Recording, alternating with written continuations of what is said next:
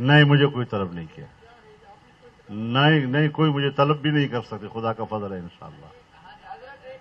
ہاں پہلے مکمل ہونے دیں۔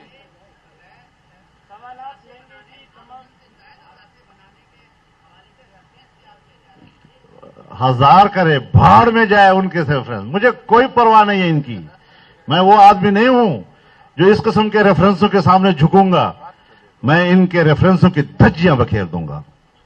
یہ ہوتے کون ہیں کہ ملک میں کوئی شرافت کی سیاست کرے تو اس کو شرافت سے سیاست نہ کرنے دیں؟ یہ انصاف کے بابے ٹھہرے، انصاف کا قتل کرنے والے سے میں انصاف کی توقع نہیں رکھ سکتا، میں ان کو انصاف کے ادارے نہیں تسلیم کرتا۔ یہ انتقامی سیاست کی بات کرنے والے ہیں، میں ان کے فائلوں کو پھینک دوں گا ان کے سامنے اگر انہوں نے ایسی جرت کی تو، میں چھٹی کا دودھ ان کو یاد دلا دوں گا۔ اس طرح کی سیاست، بغیرت سیاست فضل الرحمان نے نہ اپنے باپ دادا سے سیکھی ہے اور نہ خود اس کا درس کبھی سیکھا ہے۔ ہاں، ہمیں جمعیت علماء ہند کے اور پورے ہندوستان کی تاریخ کی تربیت ہے، آزادی کی جنگ ہم نے لڑی ہے۔